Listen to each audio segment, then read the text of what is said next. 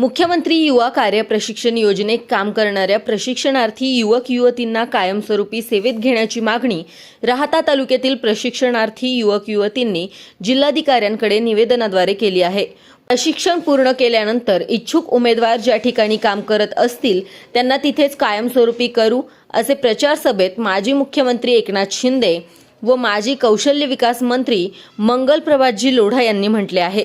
6 महिन्याचे यशस्वी प्रशिक्षण झाल्यानंतर आम्हाला कायमस्वरूपी रोजगार, स्वयंरोजगार उपलब्ध करून द्यावा, त्यानुसार प्रशिक्षणार्थी कायमस्वरूपी करण्यात यावा।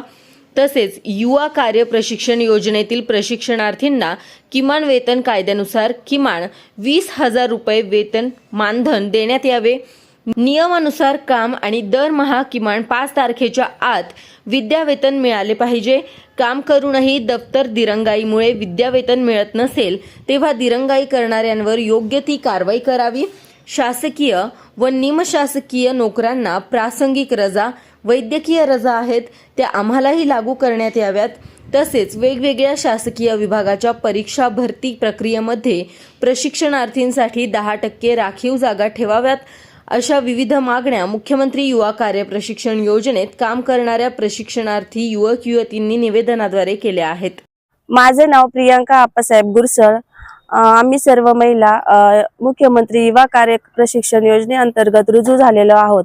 आमचा कालावधी हा 6 महिन्यांचा होता।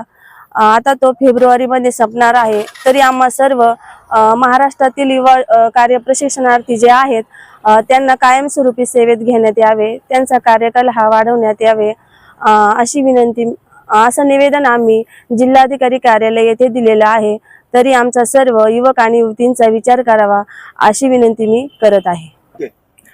माझे नाव अमोल सुभाष पाळंदे, मी राहाता तालुक्यात राहतो आणि सरकारने जी युवा कार्य प्रशिक्षण योजना चालू केली आहे त्यामध्ये मी नियुक्त झालेलो आहे। जिल्हा परिषद शाळा पांढरजर येथे काम करतो।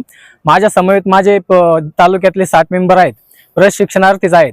आम्ही जिल्हाधिकारी कार्यालयावर निवेदन दिलंय, त्यांच्याकडे निवेदन दिलंय। निवेदनात मागणी केली की आमचा कार्यकाळ वाढवावा, आमचं जे पेमेंट थकतंय ते पेमेंट महिन्याच्या 5 तारखेच्या आत करावं, पेमेंट रखडलं जाऊ नये आणि पुढे 6 महिन्यानंतर आमचा कालावधी पण वाढावा अशी मागणी आम्ही जिल्हाधिकारी कार्यालय साहेबांकडे केली आहे।